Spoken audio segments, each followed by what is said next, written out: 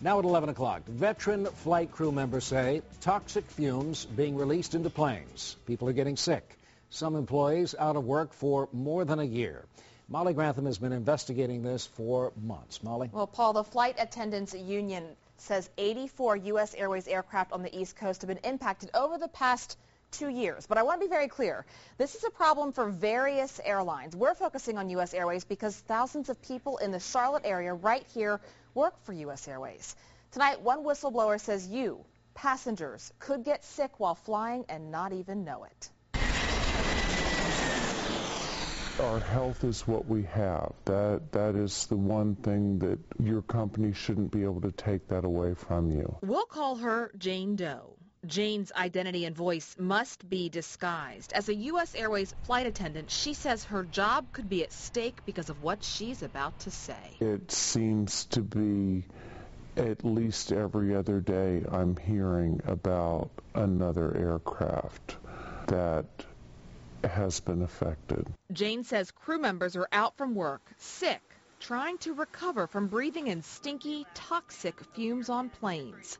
She says it happened on an East Coast flight she worked sometime in the past 3 years. A dirty sock smell filled the cabin. She says crew members were exposed to it longer than passengers. Every one of the crew members that was involved has seen some form of medical help. How do toxic fumes get in the cabin air? The president of an aviation consulting firm out in Colorado, a guy named Mike Boyd, explained it to us this way, calling it the exception, not the rule. Some of the air you breathe inside the cabin, he says, is pulled off the airplane's engines.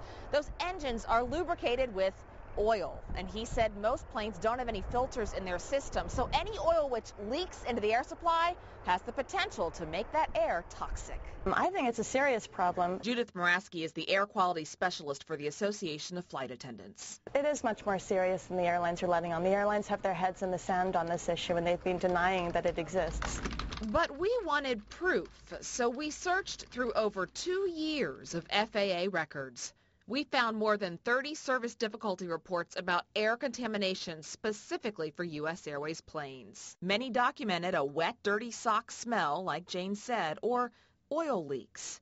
Crews reported it was very difficult to breathe, and in one case, fumes caused a passenger to become ill. I mean, U.S. Airways obviously has a problem. It's a problem at all airlines. We emailed these concerns to U.S. Airways. The company replied, saying there is no real problem. We are confident the air quality in all of our aircraft satisfies all safety standards, said a spokesperson. Our maintenance program for systems affecting cabin air quality meet or exceed manufacturer recommendations. Not so fast, say some employees. The company might be trying, but they say people are still getting very sick. We have pilots who have lost their FAA medical certificate because of the exposure to these toxins. So it is certainly a concern that we have. U.S. Airways pilot James Ray and Jane both say employees have had serious lung issues because of breathing in these fumes. Medically speaking, doctors say that is possible. It could be a concern, absolutely. Dr. Nicola Marsoni is a lung specialist at Presbyterian Hospital. But it would be a concern to be breathing in air that has oil leaked into that air, yes, as has absolutely. been documented on planes. Absolutely. Is there any doubt in your mind that U.S. Airways is to blame for these things? No, there's no doubt in my mind at all. Don't be fooled. Jane says she loves her company. She loves her job. She just wishes management would take responsibility. How would they feel if their family was on a flight that had the toxins, and would things be different if by chance they had been exposed? This is a list from the Pilots Union of U.S. Airways aircraft with documented air contamination incidents.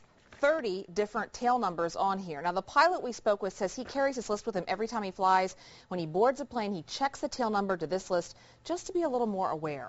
When we asked U.S. Airways about this list, a spokesperson said the list is every odor complaint. It's not just toxic fume complaints. And also, in a very late email tonight, U.S. Airways claims all these safety complaints are just contract negotiation tactics from the unions. But Paul, I will put this list along with more from our interviews. There's a lot of extra stuff on WBTV.com. I've been on flights with many different odors, but what if you smell this dirty, wet sock that you're talking about? What do you do? You tell a flight attendant. I mean, speak up. Don't ignore it. Make your concerns known. This is not a widespread issue. They all say that, but the unions and Jane say it is out there, and people are getting sick because of it. So protect yourself, and if you smell something funny, let someone know. Molly, thank you. Investigators say tips